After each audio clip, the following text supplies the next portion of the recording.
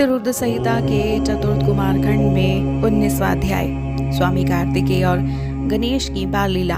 विवाह के विषय में दोनों का परस्पर विवाद। शिवजी द्वारा पृथ्वी परिक्रमा का आदेश, कार्तिकेय का प्रस्थान, बुद्धिमान गणेश जी का पृथ्वी रूप माता पिता की परिक्रमा और प्रसन्न शिवाशिव द्वारा गणेश के प्रथम विवाह की स्वीकृति। नारद जी बोले, हे तात, मैंने गणेश जी के श्रेष्ठ जन्म के आख्यान को सुन लिया तथा अत्यंत पराक्रम से युक्त उनका दिव्य चरित्र भी सुना। हे तात, हे सुरेश्वर, उसके बाद क्या हुआ, उसे भली बाती कहिए। वो आख्यान शिवा और शिव के यश से परिपूर्ण तथा महान आनंद देने वाला है। ब्रह्मा जी बोले, हे मुनि श्रेष्ठ, करुणारूढ़ चित्र वाले, आपने ठीक ही पूछा है। हे ऋषि सत्तम, अब मैं आगे की कथा कह रहा हूँ, उसे ध्यान से सुनिए। हे विपेंद्र, शिवा एवं शिव अपने उन दोनों पुत्रों की उत्तम लीला बारंबार देखकर अत्यंत प्रसन्न होने लगे। माता पिता की दुलार से उनका सुख दिन रात बढ़ने लगा और वो दोनों बड़ी प्रसन्नता से आनंद पूर्वक क्रीड़ा करते थे। हे मुनीश्वर, वे दोनों पुत्र महान भक्ति से युक्त होकर माता पिता की सेवा करते थे। षण्मुख कार्तिकेय तथा गणेश के प्रति माता पिता का अधिक स्नेह शुक्ल पक्ष के चंद्रमा के समान सदा बढ़ने लगा। हे देवऋषि, एक समय शिवा एवं शिव वे दोनों प्रेम युक्त होकर एकांत में बैठे हुए कुछ विचार कर रहे थे। शिव बोले, अब हमारे ये पुत्र विवाह के योग्य हो गए हैं, अतः इन दोनों का शुभ विवाह कैसे किया जाए। जिस प्रकार षण्मुख प्रिय है, उसी प्रकार गणेश भी प्रिय है। इस प्रकार की चिंता में पड़े हुए वो दोनों लीला का आनंद लेने लगे। हे मुनि, अपने माता पिता का ये विचार जानकर वे दोनों पुत्र उनकी इच्छा के विवाह के लिए लालायित हो उठे। मैं पहले विवाह करूंगा, इस प्रकार बारंबार कहते हुए दोनों आपस में परस्पर विवाद करने लगे। जगत के अधिपति वो दोनों शिवा और शिव उनके वचन को सुनकर लोकाचार की रीति का आश्रय लेकर महान आश्चर्य में पड़ गए। अब क्या करना चाहिए और किस प्रकार इनके विवाह की विधि संपन्न की जाए, ऐसा निश्चय करके उन दोनों के एक अद्भुत युक्ति रची। किसी समय बैठकर माता पिता ने अपने दोनों पुत्र को बुलाकर कहा। शिवाशिव बोले, हमने तुम दोनों के लिए एक सुखदायी नियम बनाया है। हे उत्तम पुत्रों, उसे प्रीति से सुनो। हम लोग यथार्थ रूप से कह रहे हैं, तुम दोनों ही पुत्र समान भाव से हमें प्रिय हो, इसमें कोई विशेष नहीं है। अतः हम लोगों ने तुम दोनों पुत्रों के लिए एक कल्याणप्रद शर्त रखी है। तुम दोनों में जो कोई भी संपूर्ण पृथ्वी की परिक्रमा कर पहले चला आएगा, उसी का शुभ लक्षण संपन्न विवाह पहले किया जाएगा। ब्रह्मा जी बोले, उन दोनों का वचन सुनकर महाबली कार्तिकेय पृथ्वी की परिक्रमा करने के लिए बड़ी ही शीघ्रता से घर से चल पड़े। किंतु बुद्धिमान गणेश जी अपनी सद्बुद्धि से चित्त में बारंबार विचार करके वही स्थित रहे कि मुझे करना क्या चाहिए और कहाँ जाना चाहिए। मैं तो लांग भी नहीं सकता, कोस भर चलने के बाद मैं पुनः चल नहीं सकता, फिर भी इस पृथ्वी की परिक्रमा करने में कौन सा सुख प्राप्त कर सकूंगा। ऐसा विचार कर गणेश जी ने जो किया उसे आप सुनिए। विधि पूर्वक स्नान करके स्वयं घर आकर वे माता पिता से कहने लगे। गणेश जी बोले, हे तात, आप दोनों की पूजा के लिए मेरे द्वारा स्थापित इस आसन पर आप लोग बैठ जाइए और मेरा मनोरथ पूर्ण कीजिए। ब्रह्मा जी बोले, उनकी बात सुनकर पार्वती और परमेश्वर पूजा ग्रहण करने के लिए आसन पर बैठ गए। गणेश जी ने उन दोनों का पूजन किया और बारंबार उनकी परिक्रमा की। इस प्रकार 7 परिक्रमा की तथा 7 बार प्रणाम किया। हे तात, बुद्धि सागर गणेश जी ने बारंबार उनकी स्तुति कर हाथ जोड़कर प्रेम विहल अपने माता पिता से कहा। गणेश जी बोले, हे माता, हे पिता, आप मेरी श्रेष्ठ बात सुनिए। आप शीघ्र ही मेरा सुंदर विवाह कर दीजिए। ब्रह्मा जी बोले, इस प्रकार महात्मा गणेश का वचन सुनकर माता पिता ने महाबुद्धि निधि गणेश जी से कहा।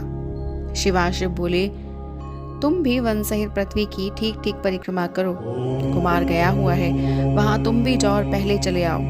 ब्रह्मा जी बोले, इस प्रकार माता के इस वचन को सुनकर गणेश जी संयत तथा कुपित होकर कहने लगे। गणेश जी बोले, हे माता एवं हे पिता, आप दोनों धर्म रूप और अत्यंत विद्वान माने गए हैं। अतः हे श्रेष्ठ माता पिता, मेरी धर्म सम्मत बात को ठीक ठीक सुनिए। मैंने तो 7 बार पृथ्वी की परिक्रमा की है, तब हे माता पिता आप दोनों ऐसा क्यों कह रहे हैं? ब्रह्मा जी बोले। उसके बाद गणेश जी का वचन सुनकर महालीला करने वाले उन दोनों शिवाशिव ने लौकिक रीति का आश्रय लेते हुए कहा। माता पिता बोले, हे पुत्र, तुमने अति विशाल 7 द्वीप वाली समुद्र पर्यंत फैली हुई तथा घोर जंगलों से परिव्याप्त पृथ्वी की परिक्रमा कब की? ब्रह्मा जी बोले, हे मुने, शिवाशिव के इस वचन को सुनकर महान बुद्धि निधान पुत्र गणेश जी ये वचन कहने लगे। गणेश जी बोले, मैंने आप दोनों माता पिता शिवा और शिव पूजन करके अपनी बुद्धि से समुद्र पर्यंत परिक्रमा की परिक्रमा कर ली है। इस प्रकार का वचन वेदों, शास्त्रों तथा धर्मशास्त्रों में विद्यमान है। क्या ये वचन सत्य है अथवा सत्य नहीं है? माता पिता का पूजन कर जो उनकी परिक्रमा कर लेता है, उसे पृथ्वी की परिक्रमा करने से होने वाला फल निश्चित रूप से प्राप्त हो जाता है। जो माता पिता के घर में छोड़कर तीर्थ स्थान में जाता है, उसके लिए वो वैसा ही पाप कहा गया है जो उन दोनों के वध करने से लगता है। तो क्या जो मैंने किया, माता पिता का चरण कमल ही पुत्र के लिए महान तीर्थ है। अन्य तीर्थों दूर जाने पर भी प्राप्त होता है। ये तीर्थ सन्निकट रहने वाला सभी प्रकार से सुलभ और धर्मों का साधन है। पुत्र के लिए माता पिता तथा स्त्री के लिए पति ही घर में सर्वोत्तम तीर्थ है। वेद और धर्मशास्त्र निरंतर ऐसा कहते हैं। आप लोगों को भी यही करना चाहिए, अन्यथा यह सत्य हो जाएंगे। ऐसी स्थिति में आपका स्वरूप ही असत्य हो जाएगा और तब वेद भी असत्य हो जाएंगे, इसमें संशय नहीं है। अतः अब मेरा शुभ विवाह शीघ्रता से कीजिए अथवा वेदों और शास्त्रों को मिथ्या कहिए। हे धर्म स्वरूप माता पिता, इन दोनों में जो श्रेष्ठतम हो उसी को ठीक ठीक प्रकार विचार कर प्रयत्न पूर्वक कीजिए। ब्रह्मा जी बोले। तब ऐसा कहकर बुद्धिमानों में श्रेष्ठ उत्कृष्ट बुद्धि वाले पार्वती पुत्र गणेश जी मौन हो गए। इसके बाद विश्व के स्वामी दंपति व्रत पार्वती परमेश्वर उनका ये वचन सुनकर अत्यंत आश्चर्यचकित हो गए। तदंतर उन शिवाशिव ने बुद्धि विक्षण तथा यथार्थ कहने वाले पुत्र की प्रशंसा करते हुए यथार्थ बोलने वाले उनसे प्रेम पूर्वक कहा। शिवाशिव बोले, हे पुत्र, तुझ महात्मा में निर्मल बुद्धि उत्पन्न हुई है।